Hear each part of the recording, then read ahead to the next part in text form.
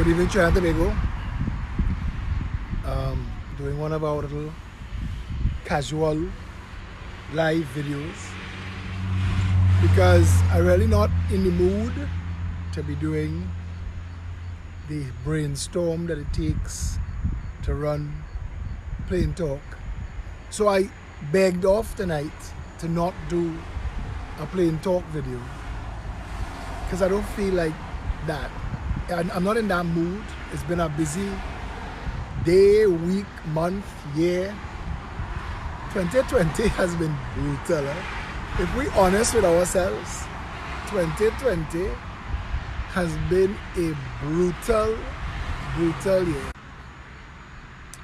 We had to go on, we had to keep moving, and just keep swimming. And these conversations give us the opportunity to talk without trying to make too much of a point or having to be on. Last night's show with Atto Bolan was fantastic. In fact, all the plain talk shows are highly enjoyable. All of the people that come on board are giving so much information that it's encouraging. But so people think that when I speak casually like this, sometimes they think that I am losing my zest. People write me and message me and tell me, hold on, and they're praying for me and praying for the country. That's not the purpose of these conversations. But you have to get tired of being barked at all the time, and you have to get tired of the amount of effort it takes to make a point.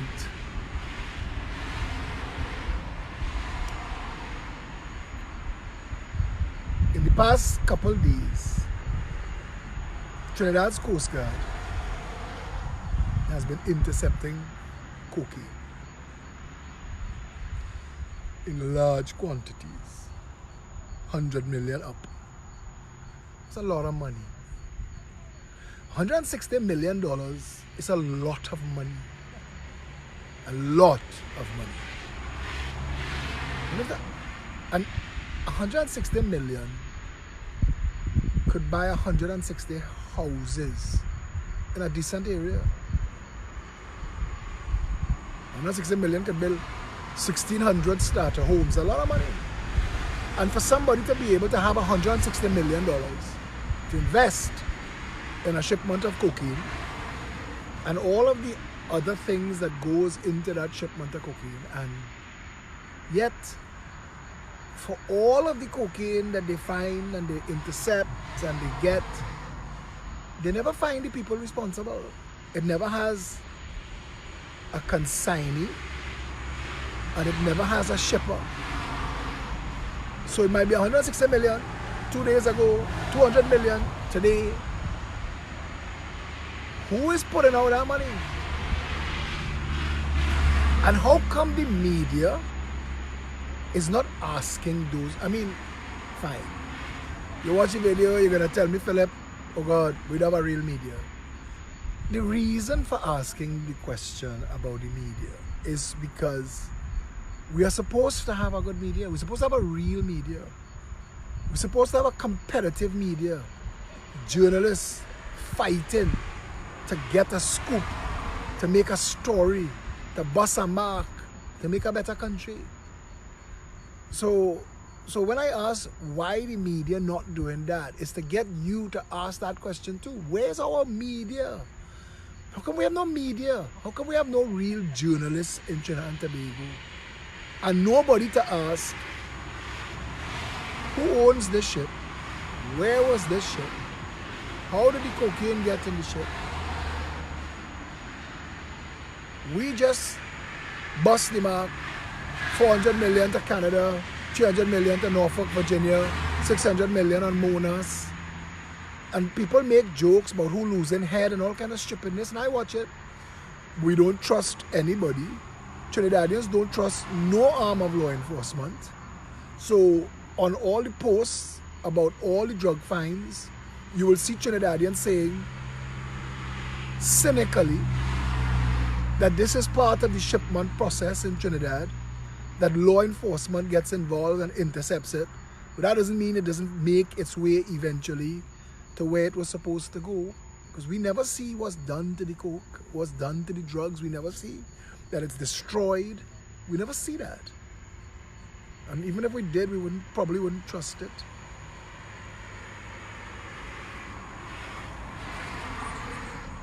It's difficult doing politics in Trinidad. It's difficult. I was driving down the road and I was thinking, criminals love their children too. And the offspring of criminals love their parents. So it's not like you can't expect people to defend their parents and their family. So I have to accept that nobody going to accept that their mother or their father is a criminal. But tonight, Dane Harford put up a post that's wanted to sanitize top level wrongdoing, and he said the fabulously wealthy are fabulously wealthy because they worked hard. And I mean, he used the term 1%, but I'm trying to avoid using that term 1% because since Peter George Sr. and Mario Sabga Aboud and them did that olive oil drizzling nonsense and their boastful little we are 5,000 and we are the most powerful nonsense, they ended up by their doing taking the term 1% to themselves. So that when you say 1% in Trinidad, people automatically think Syrian people. Because there are some Syrian people among the 1%. The 1% represents the 1% of your population that controls more money than the 99%. It has nothing to do with race. It has to do with people who have money and organizations that have money. The it started off, I think it was the Occupy Wall Street movement. It could have been before, when they talked about the top 1% in the economy. And so when we say 1%, it gets sidetracked and it becomes about Syrian this and Syrian that, and Syrians want to defend it. And 1% is not about Syrians. 1% is about the 1% of the people in the country that have the most money. And when Dane Harford said the 1%, because I want to tell you something, we have white-collar criminals in this country at the highest level who live very fantastic lives. Because Trinidad is a corrupt and broken country. Law enforcement, the justice system, nothing works. See it for yourself all the time. It's not like we're saying something that's not true. It's not like we're saying something that's not true. If Bernie Madoff or Sanderson or whatever, Sandiford or whatever his name was, from St. Lucia or Antigua, wherever he was, the man who invented 2020 cricket, if they had done their crime in Trinidad, they'd be in the Senate or in the government. They might be Prime Minister today, President next chance around. Because this is Trinidad. The criminals get away with crime. That's a gangster's paradise. So when Dane Harford, and I don't want to put Dane on blast, but I'm watching the comments, the 15 odd comments that want to agree with him. And I had to laugh. I had to say, Dane, the country has lost $1 trillion to corruption. Who did that? Beat them? Central Bank admits that we have hundreds of millions of dollars in a parallel economy, money laundering. Who doing that? Lavantil? Billions of dollars of cocaine have come to and through this country. Who doing that? Celots? You cannot pretend that because you want a lion to be a kitty cat, that it will cuddle you. You cannot want to pretend that your friends and your friends' parents or your cousin or your uncle or your auntie or your family member or your mother or father, whoever, and you want to pretend because you know they're criminal and you know they're doing wrong, but only because you can't force the wrong, rethinking for it to continue, rewriting history and sanitizing history. When they say explain your wealth, every time Faris say that, that's total everything I have. So yeah, if I put in a position where I have to explain my wealth, I can explain my wealth. There are a lot of people who can't. There are a lot of people who cannot explain. This country was destroyed in the 80s. I mean, destroyed.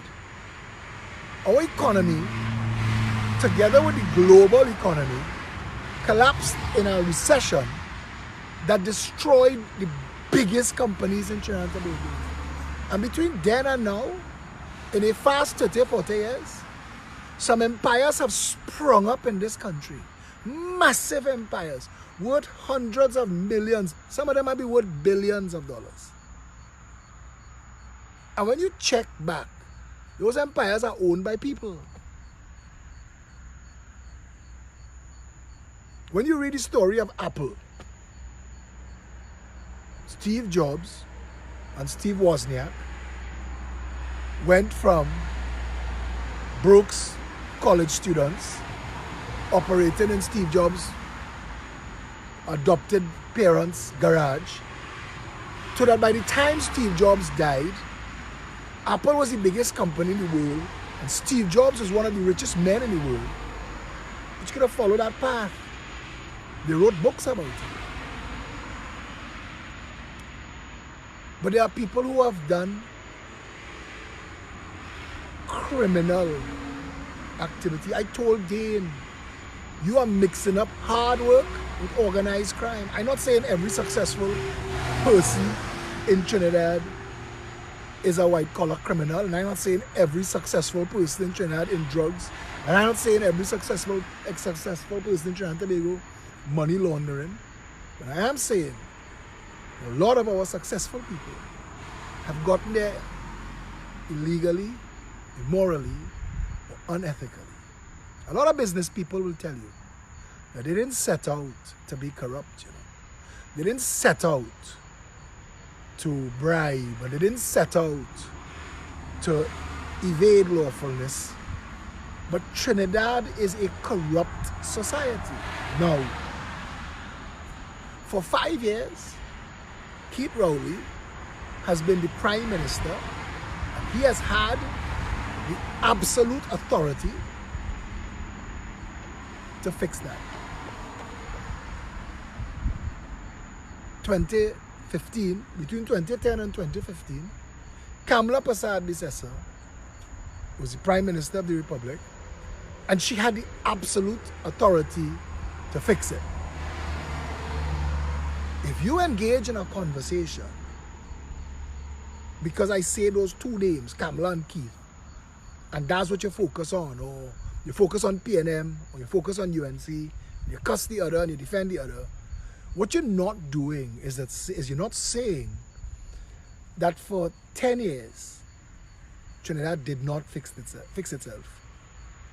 So it continues as a criminal country, and we wasted another 10 years. We wasted 10 years under Basdio Pandey. I interviewed Basdio Pandey and I asked him some questions that I don't think he was ever asked. And I asked other MPs and ministers. And if you come on my show, I'm going to ask you, if you ever had the authority to involve yourself in the white-collar criminality or the drug trafficking or the money laundering that is Trinidad and Tobago, and you cannot explain what was done on your watch, then what was the point of view? It's called public service. In Trinidad and Tobago, to become president is to win a big lotto. Because every single president this republic has ever had have known that the office have no authority. From the moment A&R Robinson told the nation that this office has no authority, it is non-functional, it cannot do anything for anybody, it has a minute of authority, like the voter has a minute of democratic rights when you're in a voting booth, but the presidency itself serves no purpose. It costs the country hundreds of millions of dollars. So this president, the president before her, and the president before him, all knew that they're drawing money for nothing. It's a win. You find a bag of money, that's what it is. And I don't understand how good and decent people at the pinnacle of their career would trade that, whatever integrity they might have had, to clink glasses and dress up and pretend that they have value or that they bring value to the conversation. And I have to say that because every public servant, every prime minister, what does Kamala see when she looks in the mirror? What does Rowley see? Because I know there are people, I mean, when I talk about the Aboods that own Amalgamated Security and the Global Medical Response Ambulance Service and now the Ankle Monitor Slave Catching Service, when they look in the mirror,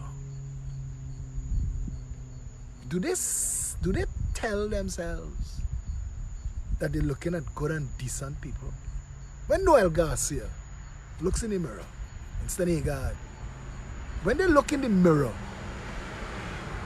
do they believe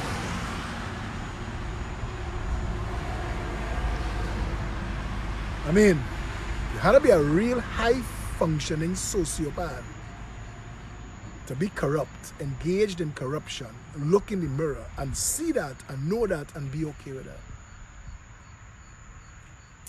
I have a friend, his name is, let's call him Paul. Let's call him Paul. Or Peter. Or Pierre. So by now he knows I'm talking about him.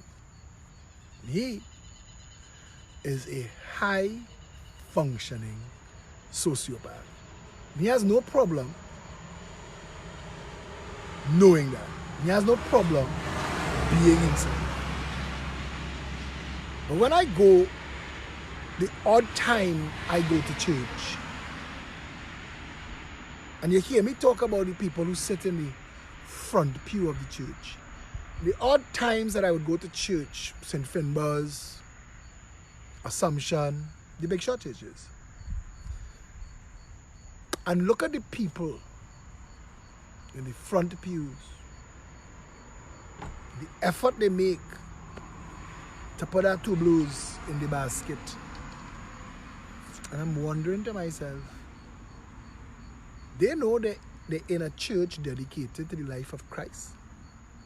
When you pull up in a churchyard, after a week, month, year life of criminality, driving the most expensive car in the country, knowing that you did all that you did and you benefited from all you benefited, why are you going to church?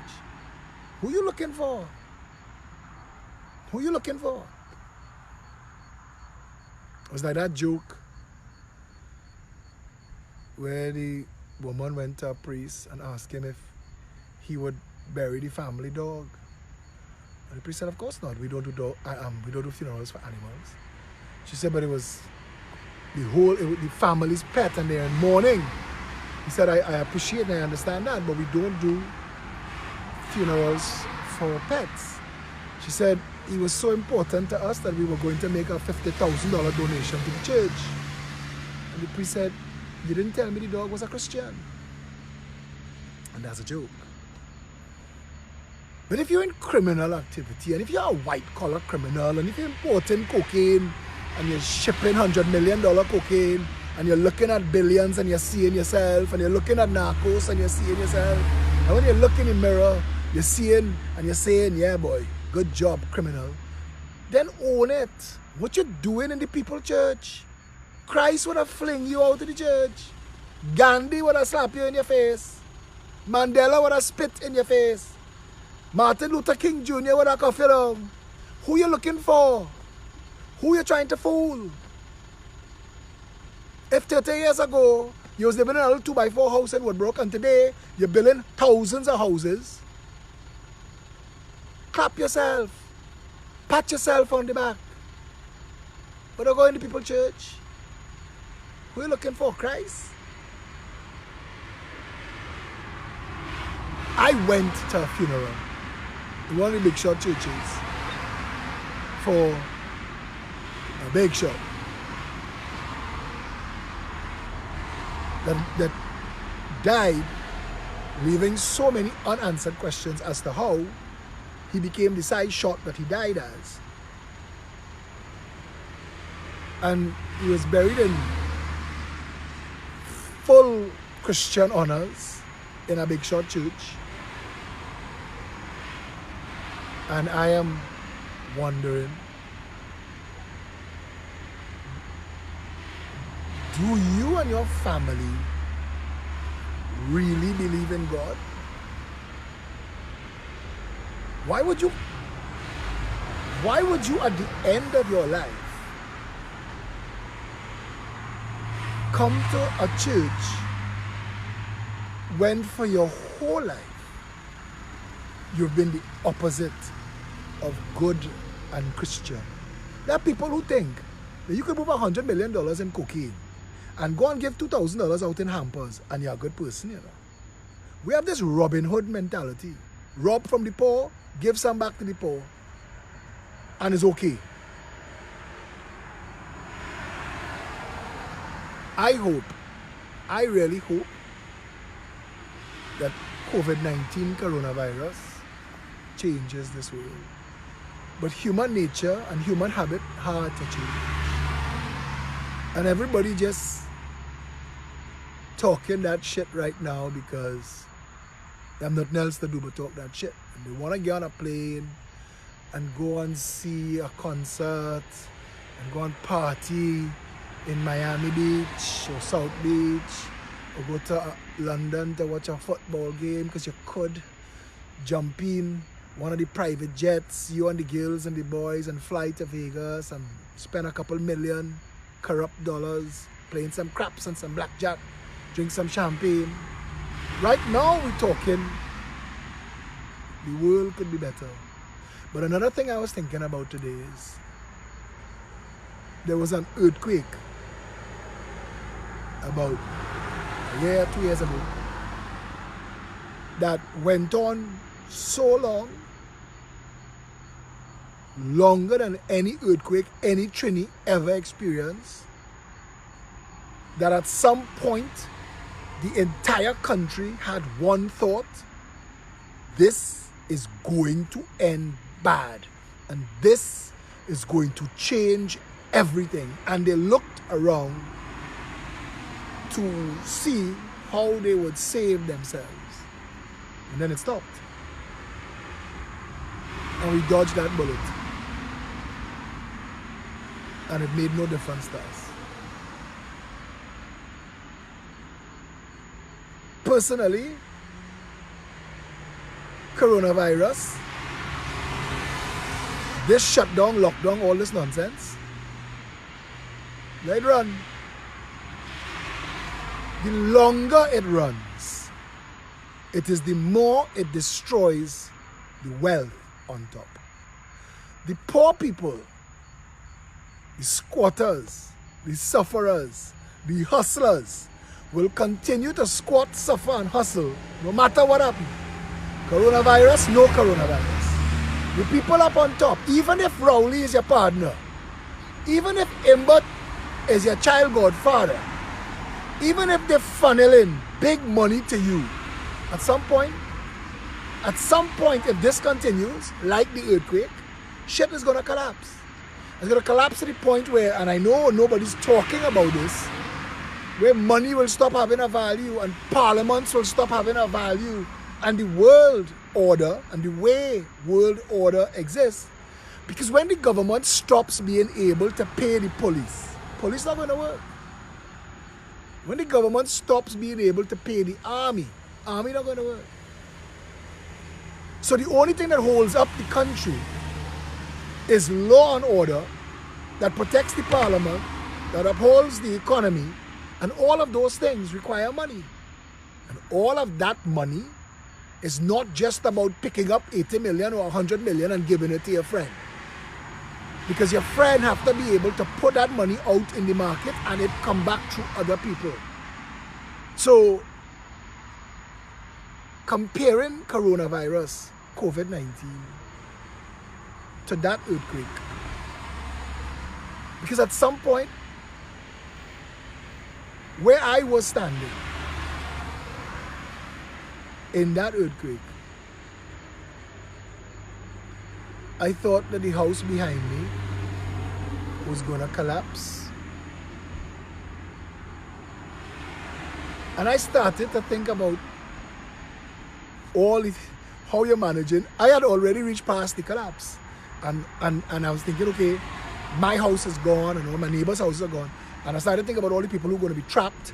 And then I was thinking about, okay, so step one, deal with all the people who trapped and all the people that need rescuing, and we get past that quickly. And then step two, assess and analyze and see where we are as a country and how we go forward from here. Tonight I was talking to my son and I said, I'm so fed up of being in Trinidad right now, but you can't get on a plane and go nowhere because the whole world is the same thing. If you go Barbados, if you go New York, if you go Zimbabwe, or you're going, good evening, everybody experiencing the exact same mask sanitization. Some people have it worse. Some countries, the lockdown is complete. But I don't think, at this point, watch me, we reach here now. We reach this point. And I think that this could be pure fluke. This could be God. This could be just coincidence. Or this could be a divine act to reboot the world.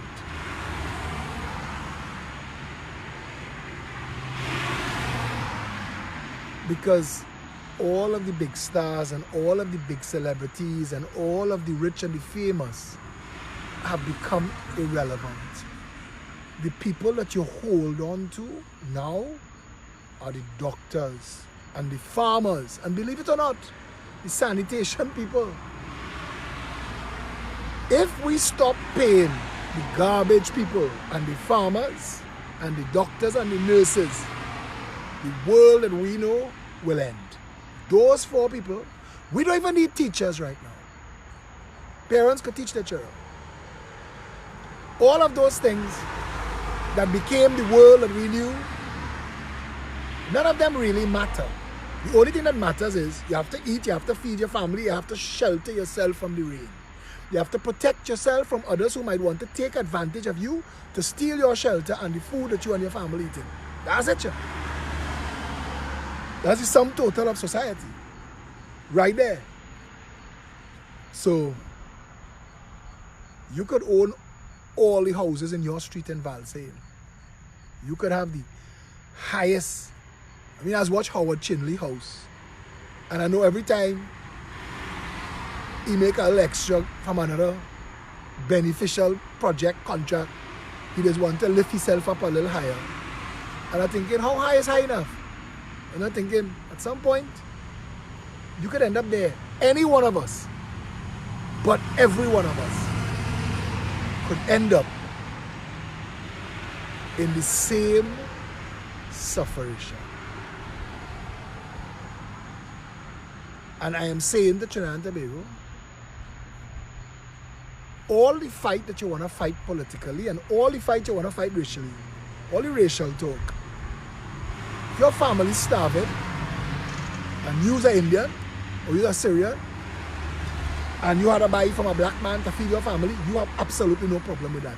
If your mother or your child need blood and the only person is a black person, if you're black and you don't like Indian people, as an Indian person, the only person that have your type of blood, you have absolutely no problem with that. And Debbie Lee Jaikaran asked a question the other day. If your politics doesn't matter when you're belly hungry,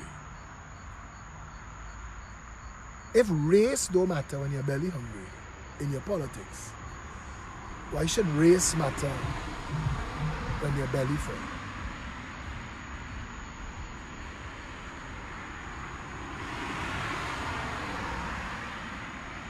All that we've really lost is the treadmill. We lost the treadmill. That we lost the you ever heard this song that says, despite all my rage, I am still just a rat in a cage? Hamsters on a wheel. That's what we lost. We lost the hamster wheel. We lost the treadmill. Now all of us who have responsibilities, thinking about how I'm going to pay my mortgage, how I'm going to pay my rent. Okay, my business has been closed for a couple months now. How do I break even? How do I survive? How do I lose and go forward? What do I do next if the market wipes out any need for what I do? And all of us who have responsibilities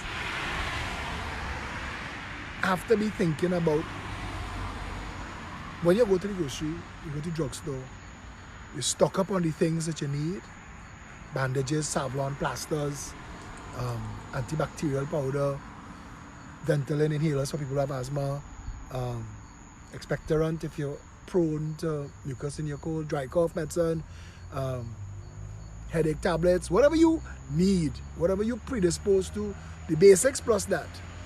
When you go to the grocery,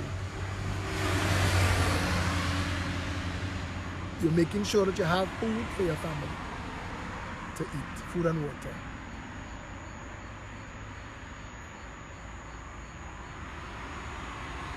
I watch our government use coronavirus to steal money. They were stealing money before. I watched them use national pride, sitting across from the president's house. Paul May Weeks talk a bullshit about come here and see pride. Come and see pride. You're hungry tonight? 1,200 women line up for Living Waters hampers today to run home and feed their family. They line up since 11 o'clock last night. I wonder if they had come and lined up by Paul May Weeks here. 89 million, $106 million spent on President's house. We've been doing hampers, and you get a good hamper for $100. $106 million could have bought 1 million hampers. We spent that on President's house.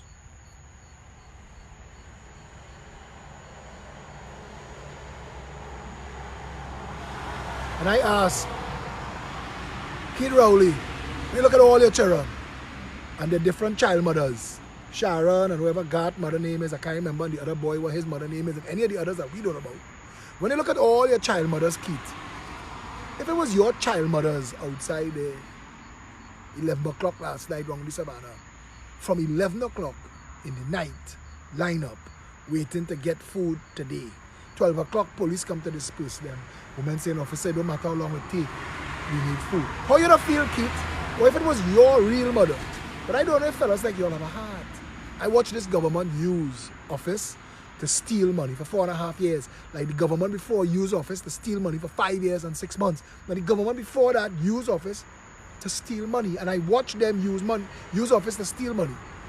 But watching them use a pandemic to steal money, that's an extra kind of criminal. Watching them use a crisis like this, where people are dying, where people could die, using this to steal money, that's an extra kind of evil. And I don't care who you accolades you give yourself. And I don't care what accolades your gang give you. Because everybody who benefited from everybody else, shit flows up. And everybody will give you all the accolades that you need to get once you feed in them. But they had to have a special place in hell for Keith Rowley, his entire government.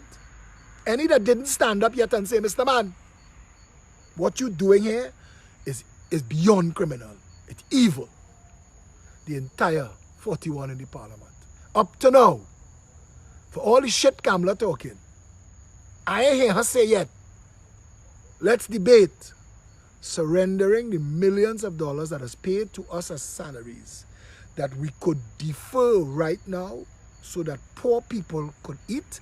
I haven't heard her say that yet. So all the people who want to tell me that Kamala have this good heart, miss me with your bullshit, all of them, same cancer.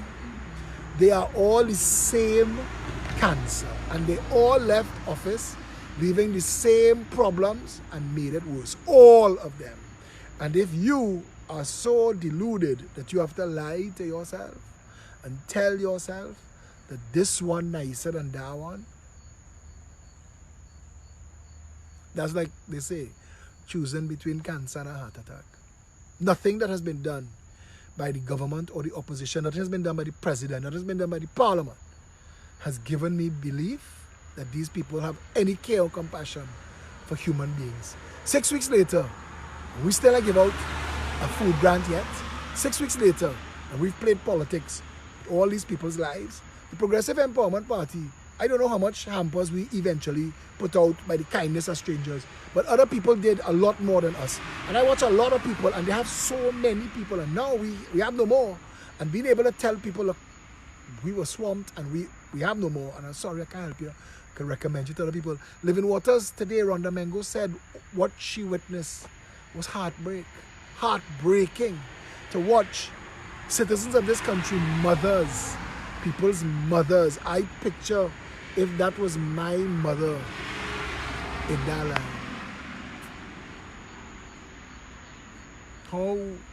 How instead of the best and the brightest among us, we ended up with the most evil, the most cunning, the most corrupt. How? How come? How?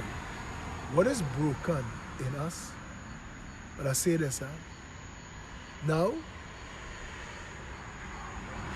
I hope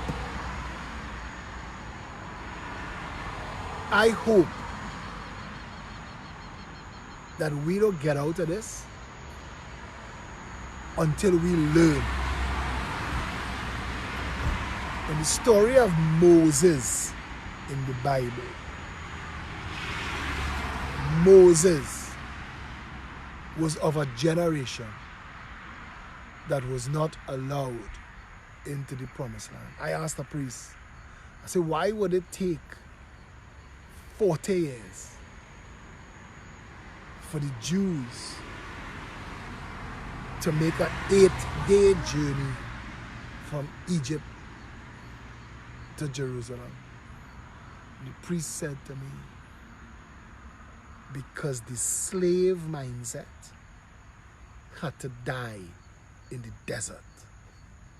That the only people who were supposed to go in the promised land are people who were never slaves, who did not know what it was like to be slaves, who did not make slave mind decisions.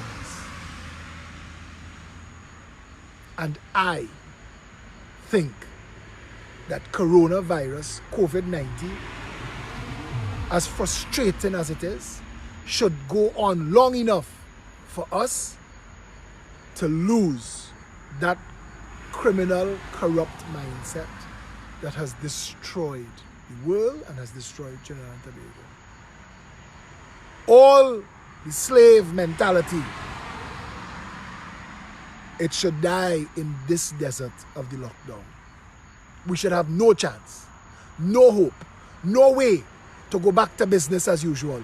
We should have no chance, no hope, no way to let greed prosper. We should have no chance, no hope, no way. All of those who stealing money, all of them, they should be made to eat that paper. As I said to you before, squatters, sufferers, hustlers,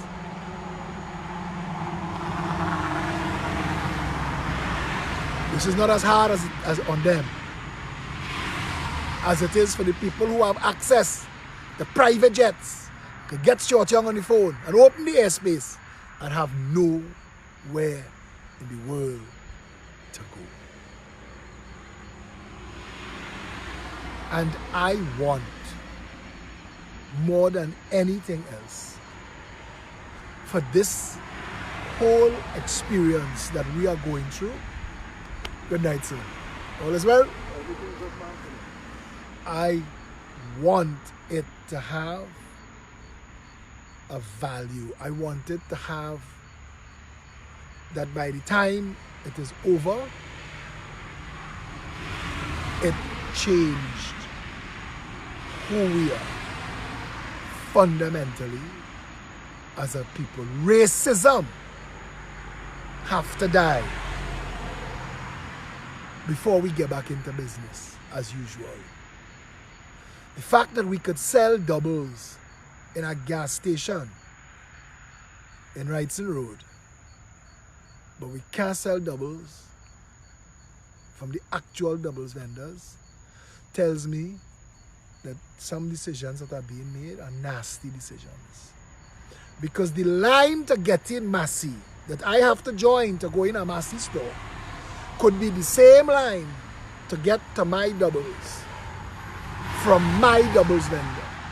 And what was done to the doubles vendors was a criminal act. Because doubles can't share COVID-19. And doubles is hot sun, and doubles is open air.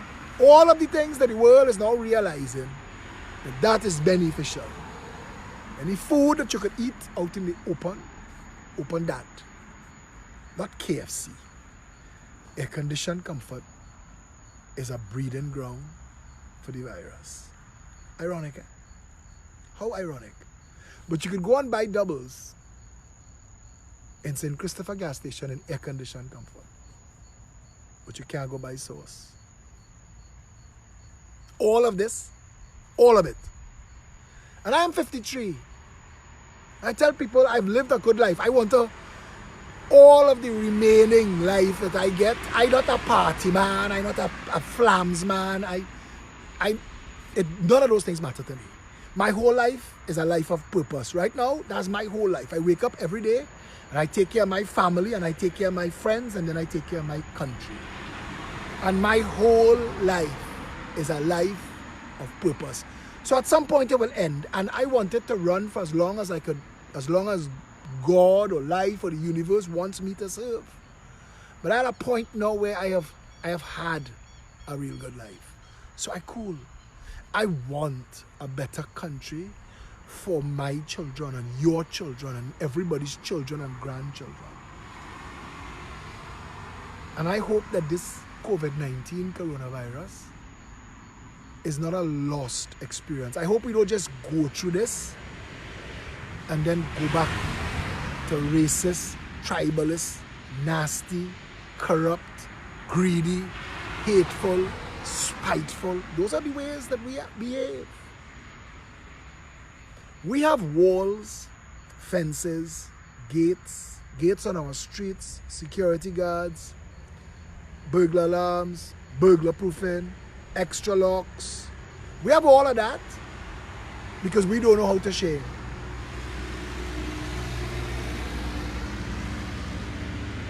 I estimated once that the value of the burglar proofing, front walls, electric gates, guards. We have 50,000 security guards in Trinidad. 50,000 security guards. That should tell you. And we don't know how to share. And I had estimated that all of the things that we do to fight crime from the lighthouse, that money could solve poverty. And it is poverty that drives crime. A couple of people who tell you, not all poor people is criminal. No, that is true. But when you are starving hungry, you have two choices. Do whatever it takes to survive or die. That's it. All of us. Same human being.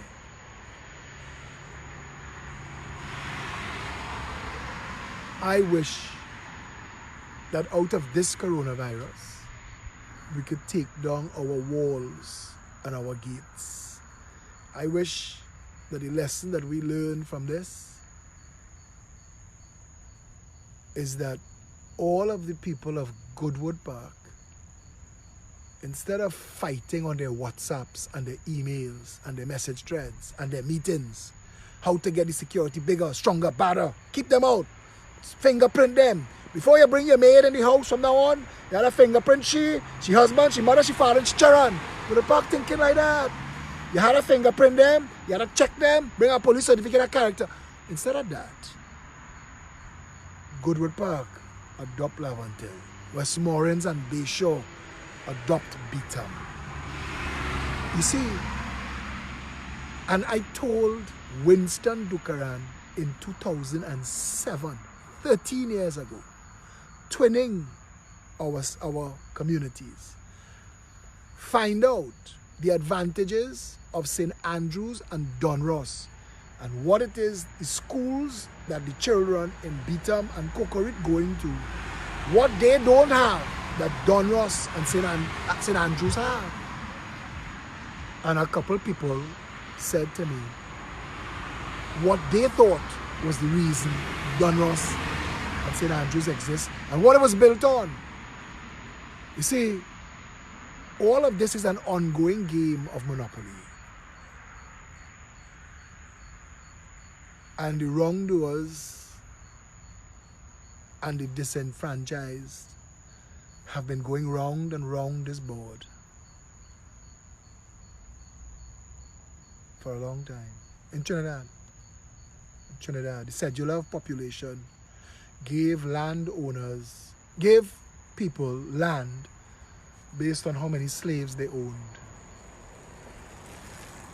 So a lot of the traditional land that passed from family to family, because you got 5,000 acres, so now you break it up and you go into the family, do a little housing development, all kind of thing.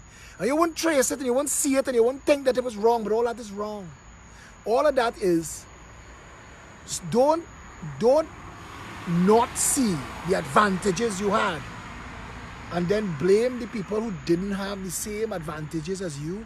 Curse them for their condition, because there go you, but for the grace of God, but for good fortune, but for your ancestor being born white instead of black, or whatever. All of this, I hope this time that we get home time to think, I hope we really start to think. I hope we start to think like Gerald Aboud shared rightly, that now we understand how the animals in the zoo feel, and I agree. And now is a good time to close down all zoos and send animals to sanctuaries and release who you could release. I agree with that. But now is also a time for all of us who have a lot to think about how we got our lot. How exactly did we get it? How did we arrive at it? And did we, by any of our actions, prevent others from getting their share? Do I have more than my share? And I want us to be able to think of those things, because it's not enough to pretend that things just happen. We are sentient, conscious beings, and we make choices and we make decisions.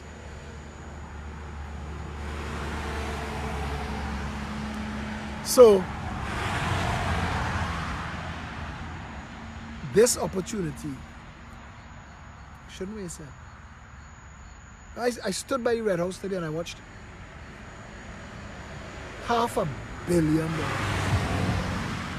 $500 million was spent renovating a building that was already there. All the walls, all the foundations, all the doors, all the windows, all the roofs, everything was there. I think they have 4 white awnings that weren't. But everything was there, and it's not worth $500 million.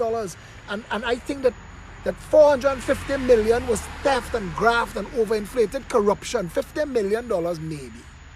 $50 million maybe renovate the Red House. 15 million, 20 million maybe renovated President's house. The rest of the $106 million, $86 million stolen money. You can call it whatever you want. And the court will get to decide in all of the defamation cases. And I'll deal with that. But even the judges have to be saying to themselves, that building was there.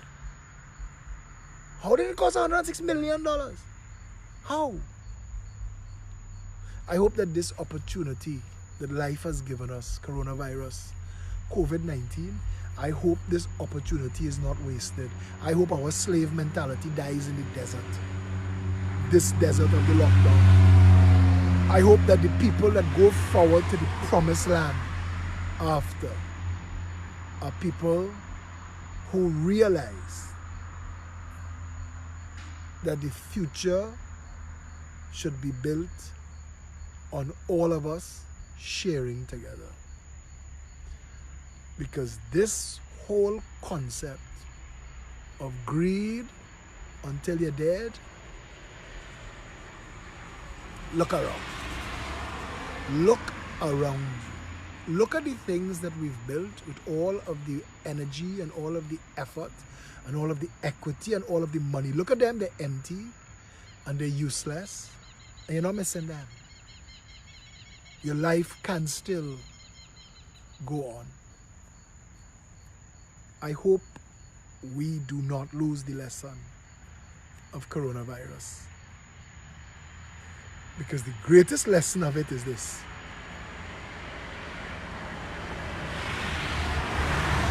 All who think they have power,